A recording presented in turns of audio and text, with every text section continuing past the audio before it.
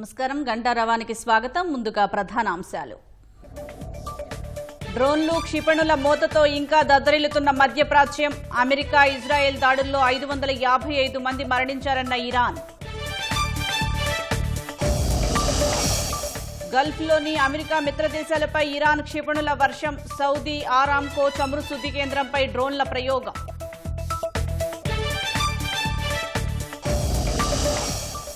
Netanyahu కార్యాలయంపై దాడి చేశామన్న Iran. ఖండించిన Israel తప్పుడు ప్రచారమని ప్రకటన.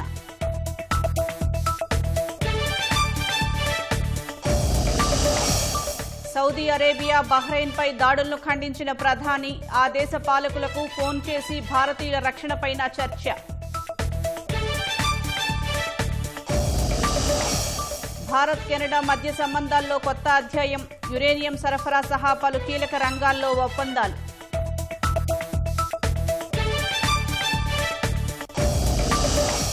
బాణాసంచా పేలుడు ఘటనలు జరగకుండా చూడాలన్న సీఎం. రక్షణ చర్యలపై శివకాశీకి వెళ్లి అధ్యయనం చేయాలని ఆదేశం.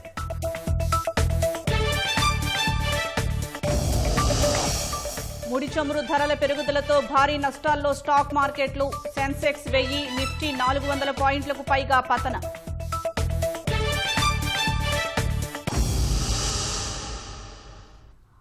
ఇరాన్ సుప్రీం లీడర్ ఖమేనీ హత్యకు ప్రతీకారంగా ఇరాన్ రెవల్యూషనరీ గార్డ్స్ ఎడతెరిపి లేకుండా ఇజ్రాయెల్ సహా మధ్యప్రాచ్యంలోని అమెరికా మిత్రదేశాలపై క్షిపణుల వర్షం కురిపిస్తోంది.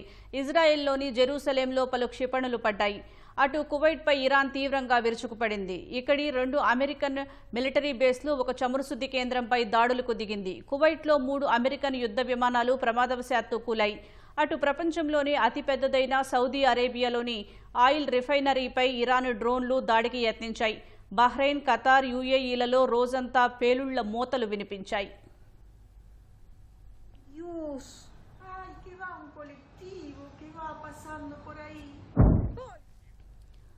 Supreme leader Ayatollah Ali Khamenei హత్యకు ప్రతీకారంగా ఇజ్రాయెల్తో పాటు అమెరికా స్థావరాలున్న గల్ఫ్ దేశాలపై ఇరాన్ ప్రతీకార దాడులు కొనసాగుతున్నాయి. టెల్ అవీవ్లో ఇజ్రాయెల్ ప్రధానమంత్రి నెతన్యాహు కార్యాలయాన్ని లక్ష్యంగా చేసుకున్నామని, ఖైబర్ క్షిపణులు ప్రయోగించినట్లు ఇరాన్ రెవల్యూషనరీ గార్డ్ తెలిపింది. హైఫాలోని సైనిక స్థావరాలు, వైమానిక దళ కమాండర్ హెడ్ క్వార్టర్స్ లక్ష్యంగా చేసుకున్నట్లు వివరించింది. ఇజ్రాయేలీలంతా మిలిటరీ స్థావరాలకు దూరంగా వెళ్లిపోవాలని హెచ్చరించింది. ఇరాన్ సైన్యం ప్రకటనను ఇజ్రాయెల్ ఖండించింది. ఇదంతా దుష్ప్రచారం మాత్రమేనని స్పష్టత ఇచ్చింది. అయితే పలు ఇరాన్ క్షిపణులు జెరూసలేంలో నష్టం కలిగించాయి. రోడ్లపై అనేక వాహనాలు ధ్వంసమయ్యాయి.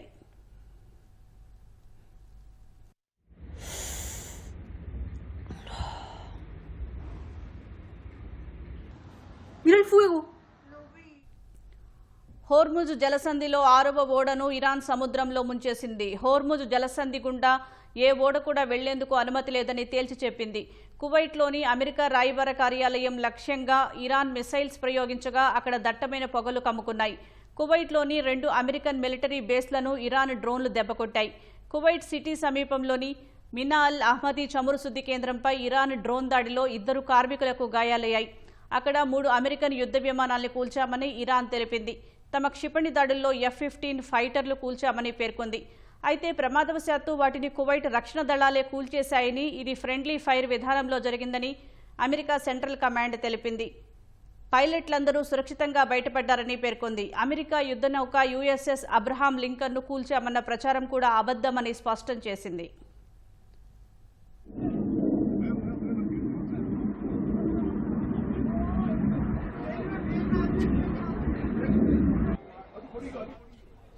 ప్రపంచంలోనే అతిపెద్దదైన సౌదీ అరేబియాలోని ఆరామ్కో చమురు శుద్ధి కేంద్రంపై ఇరాన్ డ్రోన్లు దాడికి యత్నించాయి. రాస్ తనూరాపై షహీద్ 136 డ్రోన్లు దూసుకు వెళ్లాయి. అక్కడ భారీగా మంటలు, దట్టమైన పొగలు వ్యాపించిన దృశ్యాలు కూడా దర్శనమిచ్చాయి. కానీ అవి డ్రోన్లను మధ్యలోనే కూల్చివేయగా కిందపడిన శిథిలాల వల్ల వచ్చిన మంటలని సౌదీ అరేబియా ప్రకటించింది. ఈ ఘటనలో ప్రాణనష్టం వాటిల్లలేదని పేర్కొంది.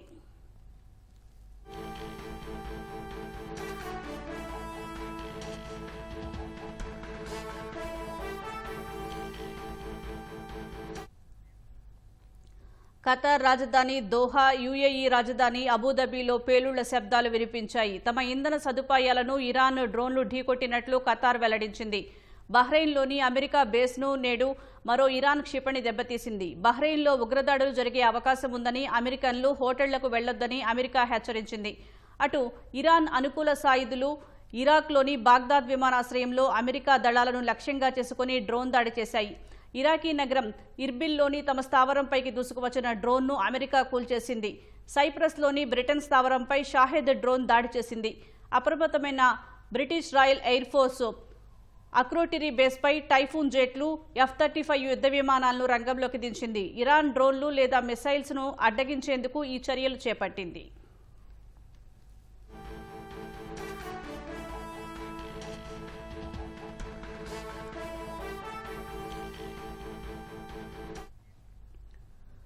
ఒమన్లోని ఓడరేవుపై ఇరాన్ క్షిపణి తాకింది. ఇక్కడి ఆయిల్ ట్యాంకర్పై జరిగిన దాడిలో ఒక భారతీయుడు చనిపోయాడని ఒమన్ తీర గస్తీ దళం ప్రకటించింది. అయితే ఒమన్పై దాడి చేయాలనుకోలేదని, లక్ష్యాల విషయంలో జాగ్రత్తగా ఉండాలని ఇరాన్ తమ సైన్యానికి తెలిపినట్లు ఇరాన్ విదేశాంగ మంత్రి తెలిపారు. IRGCకి ఖమేనీ చీఫ్గా ఉండేవారని, ఇప్పుడు ఆయన లేకపోవడంతో అది పూర్తి స్వాతంత్ర్యంగా కొనసాగుతోందని పేర్కొన్నారు. యుద్ధం తొలి రోజే ఇరాన్ రక్షణ మంత్రి అమీర్ నజీర్ జాదే మృతి చెందగా, తాజాగా ఆయన స్థానంలో జనరల్ సయ్యద్ మాజిద్ ఇబ్న్ అల్ రెజాను అధ్యక్షుడు మసౌద్ పెజెష్కియాన్ నియమించారు.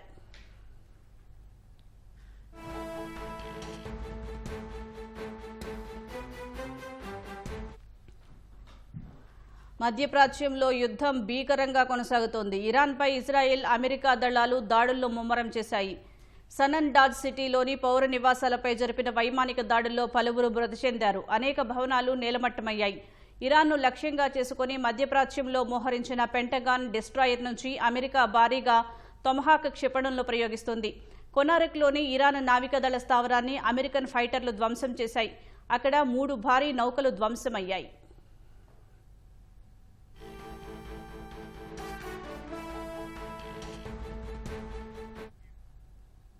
ఇస్లామిక్ రెవల్యూషనరీ గార్డ్ కార్ప్స్ IRGCకి చెందిన ప్రధాన కార్యాలయాన్ని ధ్వంసం చేశామని US సెంట్రల్ కమాండ్ తెలిపింది. గత 47 ఏళ్లలో IRGC దళాలు 1000 మందికి పైగా అమెరికన్లను హతమార్చాయని సామాజిక మాధ్యమం Xలో పోస్ట్ చేసింది. పాము తలను నరికామని రాసుకొచ్చింది. ఇప్పుడు IRGCకి ప్రధాన కార్యాలయం లేదని వెల్లడించింది. ఇరాన్కు చెందిన బాలిస్టిక్ క్షిపణి ప్రయోగ కేంద్రాలు సహా యుద్ధ విమానాలను ధ్వంసం చేశామని తెలిపింది. అందుకు సంబంధించిన వీడియోలను Xలో అప్లోడ్ చేసింది.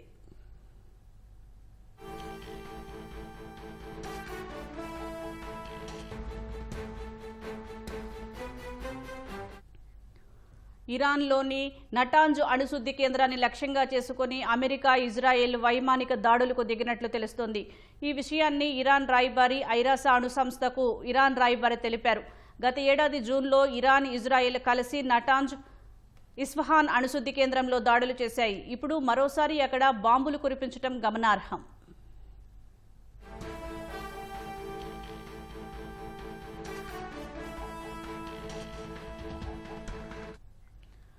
ఇరాన్ సీనియర్ నిఘా అధికారులు అందరినీ చంపినట్లు ఇజ్రాయెల్ ప్రకటించింది. సయ్యద్ యహ్యా హమీదీ, గూఢచర్యం విభాగం అధిపతి జలాల్పౌర్ హుస్సేన్తో పాటు అదనపు సీనియర్ అధికారులను తొలగించామని టెహ్రాన్లోని దాని హెడ్ క్వార్టర్ను కూల్చినట్లు పేర్కొంది.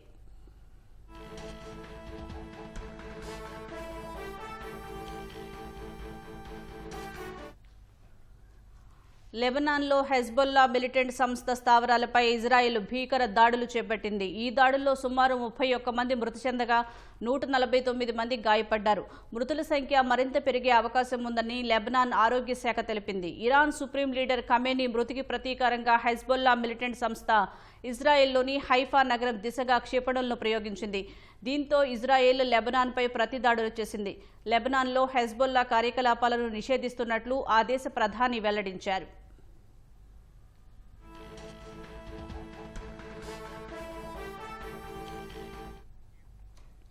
ఇజ్రాయెల్, ఇరాన్ మద్దతు ఉన్న హెజ్బొల్లా మిలిటెంట్ సంస్థ మధ్య మళ్లీ దాడులు ప్రారంభమయ్యాయి. తొలుత హెజ్బొల్లా ఇజ్రాయెల్పై క్షిపణులతో దాడి చేసింది. అయితే ఆ క్షిపణులను ఇజ్రాయెల్ ఐరన్ డోమ్ వ్యవస్థ అడ్డుకుంది. ఖమేనీ మృతికి ప్రతీకారంగా ఇజ్రాయెల్పై దాడులు చేపట్టామని హెజ్బొల్లా తెలిపింది. మధ్యప్రాచ్యంలో అమెరికా, ఇజ్రాయెల్లు దురాక్రమణకు పాల్పడుతున్నాయని ఆరోపించింది. హెజ్బొల్లా ప్రకటన విడుదల చేసిన గంటల వ్యవధిలో ఇజ్రాయెల్ వైమానిక దాడులు చేపట్టింది. రాజధాని బీరుట్ సహా శివారు ప్రాంతాలపై బాంబుల వర్షం కురిపించింది. ఫలితంగా పలు భవనాలు ధ్వంసమవగా కొన్ని మంటల్లో చిక్కుకున్నాయి.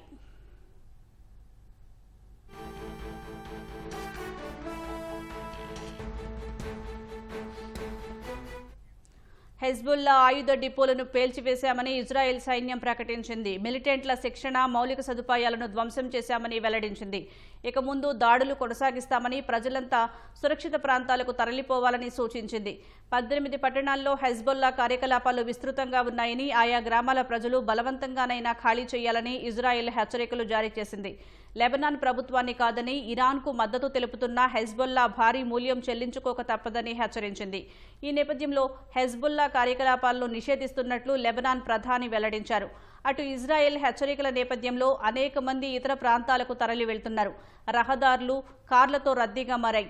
ఇరాన్కు మద్దతుగా ఇజ్రాయెల్పై దాడులు చేయొద్దని హెజ్బుల్లాను లెబనాన్ ప్రభుత్వం కోరింది. మరో యుద్ధాన్ని తట్టుకునే శక్తి తమ దేశానికి లేదని లెబనాన్ ప్రధాని నవాజ్ సలాం తెలిపారు. హెజ్బుల్లా వల్లే ఇజ్రాయెల్ తమపై దాడులు చేస్తోందని లెబనాన్ ప్రభుత్వ అధికార ప్రతినిధి వ్యాఖ్యానించారు. 2024లో ఇజ్రాయెల్ చేపట్టిన దాడుల నుంచి తమ ప్రజలు ఇంకా కోలుకోలేదని తెలిపారు.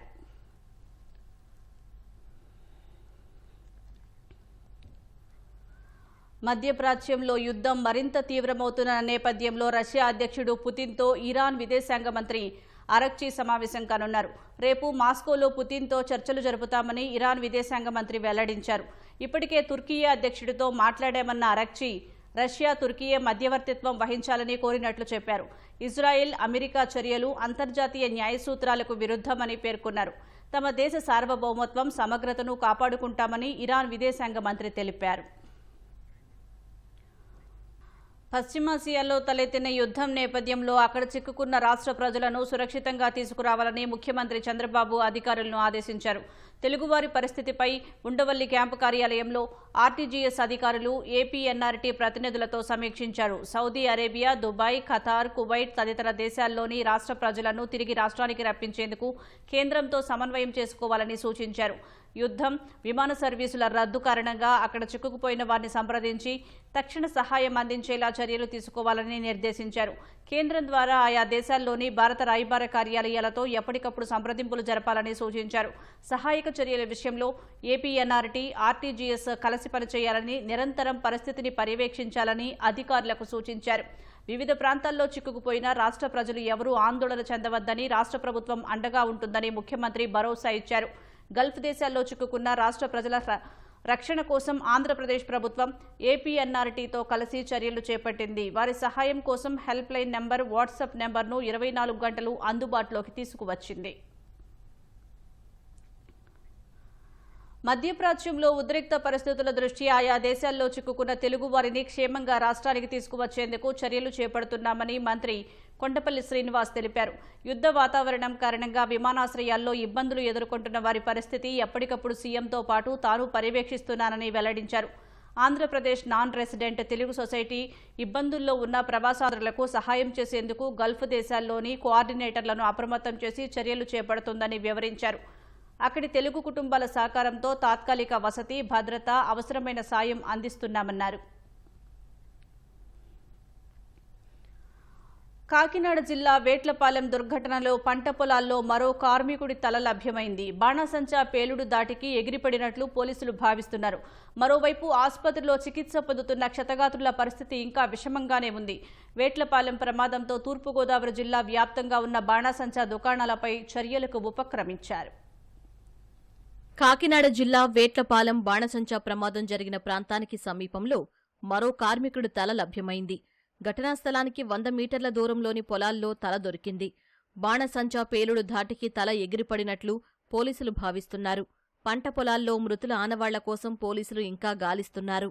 అటు బాణసంచా దుర్ఘటనలో కాకినాడలో చికిత్స పొందుతున్న క్షతగాత్రుల పరిస్థితి ఇంకా విషమంగానే ఉంది.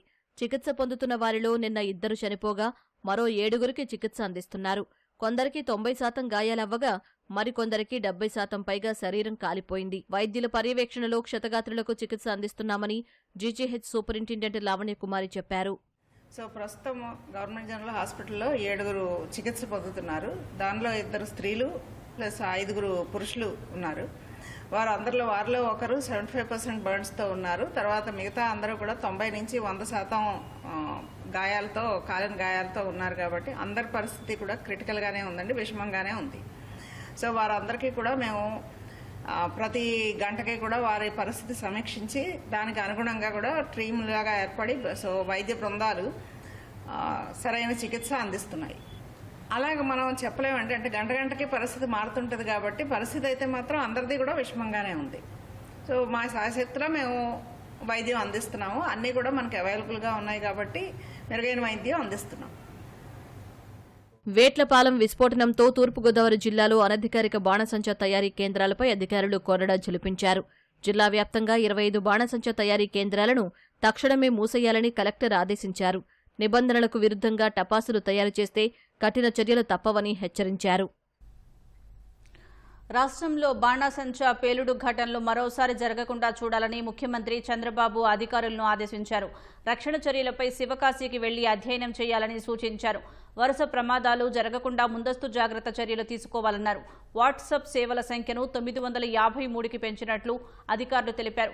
వీటన్నిటినీ సులభంగా వినియోగించుకునేలా ప్రజలకు అవగాహన కల్పించాలని సీఎం దిశానిర్దేశం చేశారు. ఆర్టీజీఎస్ పబ్లిక్ పాజిటివ్ పర్సెప్షన్పై క్యాంపు కార్యాలయంలో సీఎం చంద్రబాబు సమీక్ష నిర్వహించారు. వివిధ శాఖల సమర్థత పెరిగేలా మెరుగైన సేవలు అందించేలా అధికారులకు సూచనలు చేశారు. ఈ నెల నుంచి కనీసం 80% నుంచి 90% తగ్గకుండా ప్రజల అభిప్రాయం ఉండాలని స్పష్టం చేశారు. పింఛన్ల పంపిణీలో లోటుపాట్లు తలెత్తే గ్రామాలు, వార్డులపై దృష్టి పెట్టాలని సూచించారు.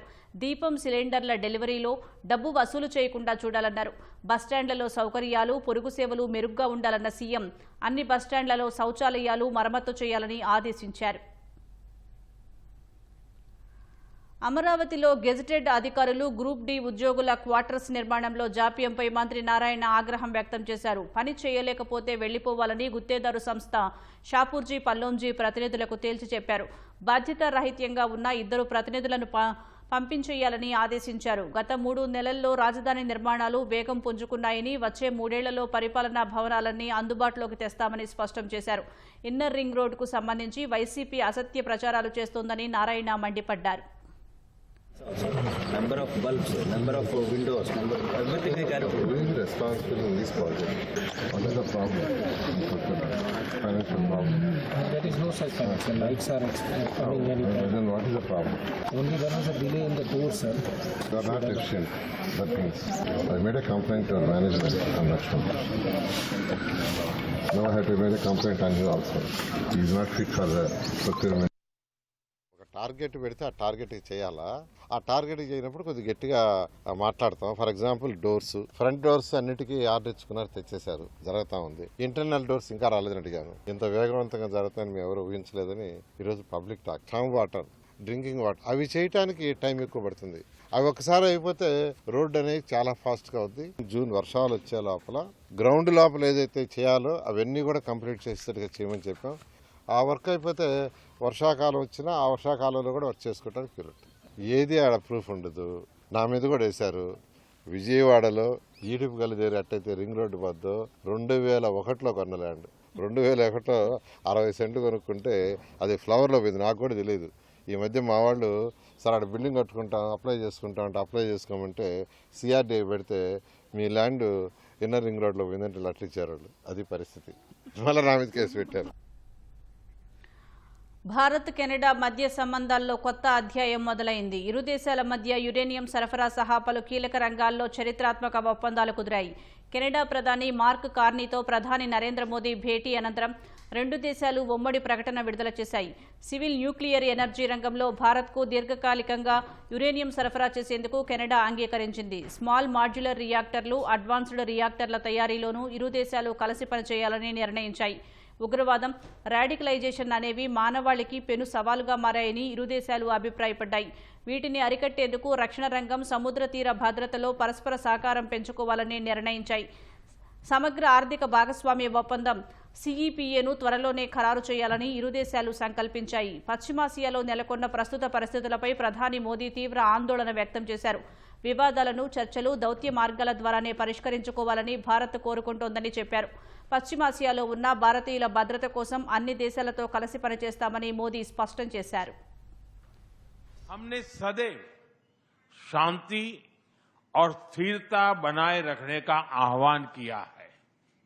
और जब दो लोकतंत्र साथ खड़े होते हैं तो शांति की आवाज और भी सशक्त हो जाती है। पश्चिम एशिया की वर्तमान स्थिति हमारे लिए गहरी चिंता का विषय है। भारत डायलॉग और डिप्लोमेसी के माध्यम से सभी विवादों का समाधान का समर्थन करता है।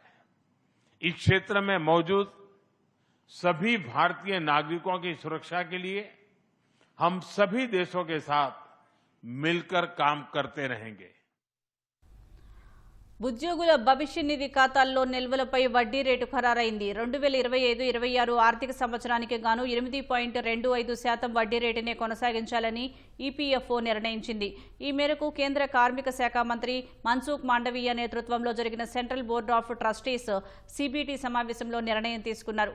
సిబిటి ఖరారు చేసిన ఈ వడ్డీ రేటు ఆమోదం కోసం కేంద్ర ఆర్థిక శాఖకు పంపనున్నారు. ప్రభుత్వం నుంచి ఆమోదం వచ్చిన తర్వాత వడ్డీ రేటును ఈపీఎఫ్ఓ అధికారికంగా నోటిఫై చేస్తోంది. ఆ తర్వాత వడ్డీ మొత్తాన్ని ఈపీఎఫ్ఓ 7 కోట్ల చందాదారుల ఖాతాల్లో జమ చేస్తోంది. 2024-25 ఆర్థిక సంవత్సరానికి కూడా ఇదే వడ్డీ రేటును ఈపీఎఫ్ఓ కొనసాగించింది.